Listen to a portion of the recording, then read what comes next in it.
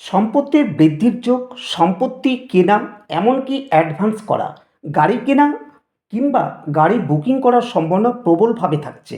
পেটের সমস্যা, পায়ের সমস্যা, জয়েন্ট পেনের সমস্যা, হরমোনাল ডিসব্যালেন্স, প্রেসারের সমস্যা, মুড সুইংয়ের সমস্যা মারাত্মকভাবে আসার সম্ভাবনা থাকছে। নমস্কার, আমি দেব অ্যাস্ট্রোলজার সুজিত। আমার ইউটিউব চ্যানেলের সকল দর্শককে স্বাগত জানাই। আজ আমি সিংহ রাশি বা সিংহ লগ্নের রাশিফল নিয়ে এই পর্বে আলোচনা করতে চলেছি।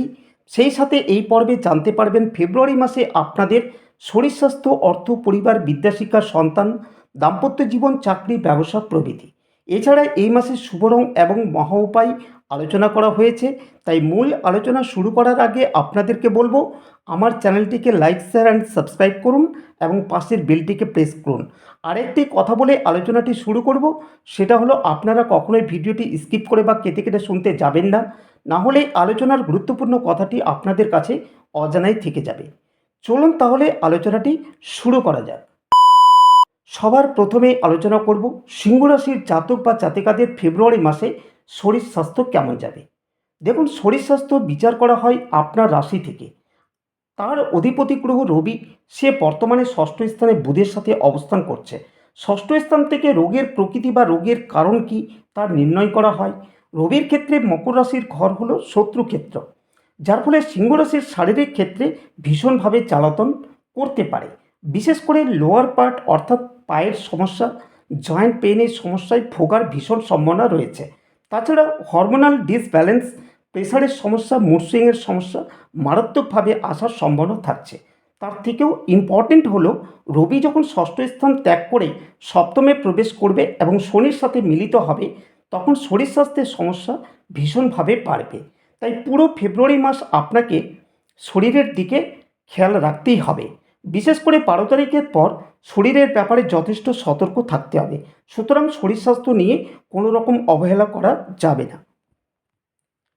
এবারে আলোচনা করব সবথেকে গুরুত্বপূর্ণ বিষয়, সেটা হলো আর্থিক ভাগ্য কেমন যাবে। দেখুন, অর্থভাগ্য দেখা হয় দ্বিতীয় ভাব থেকে এবং দ্বিতীয় ভাবে কেতু অবস্থান করছে। তাই আপনাদেরকে কখনো তাই আপনাদের কখনো অর্থ আসছে, আবার কখনো অর্থ আসছে না।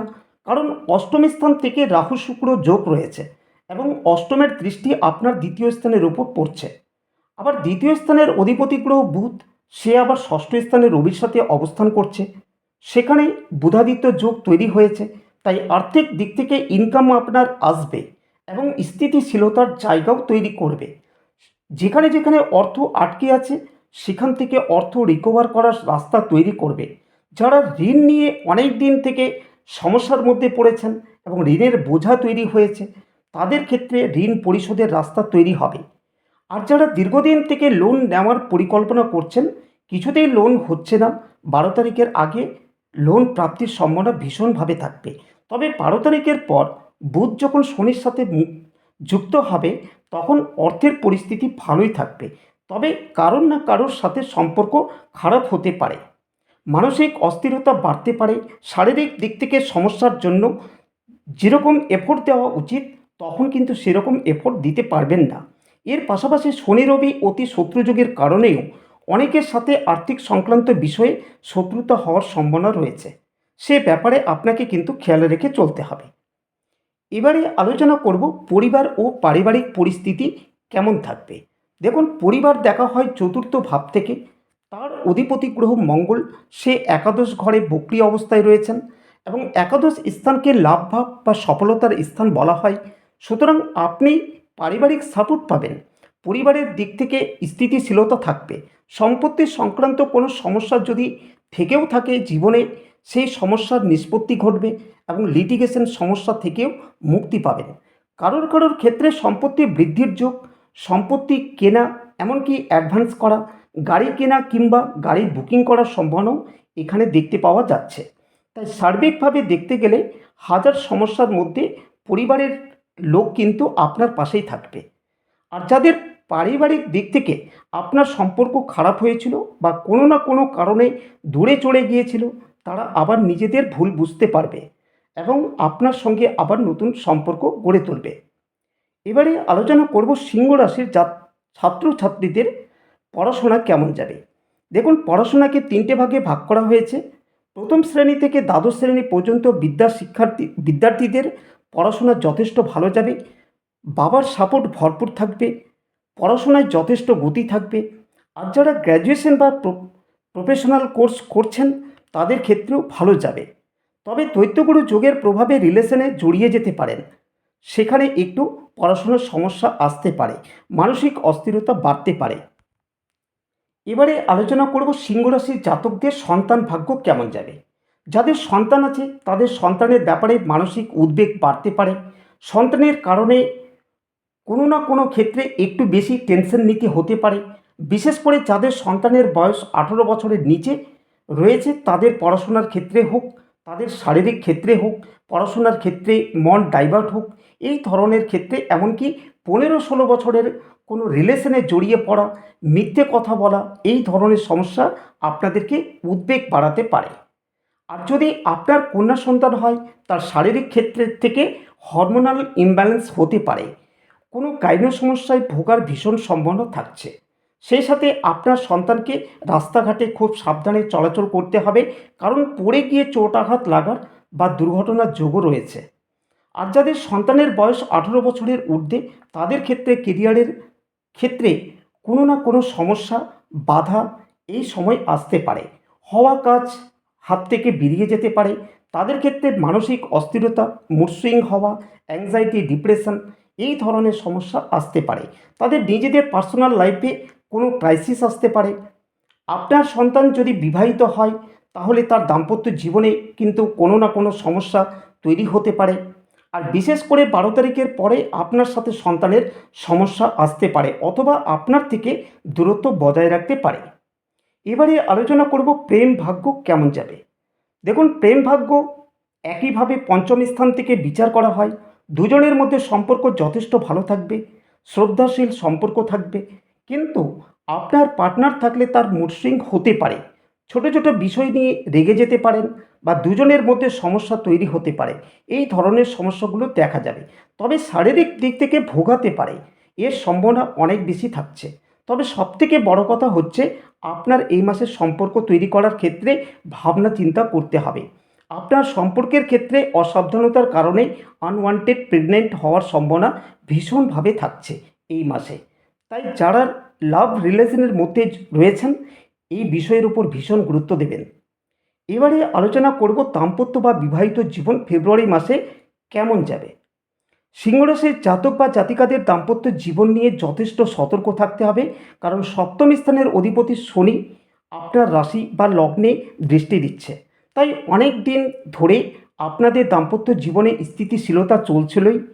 এরপর রবি যখন 12 তারিখের পর শনির সাথে মিলিত হবে তখন দাম্পত্য জীবনে শত্রুতা তৈরি হবে।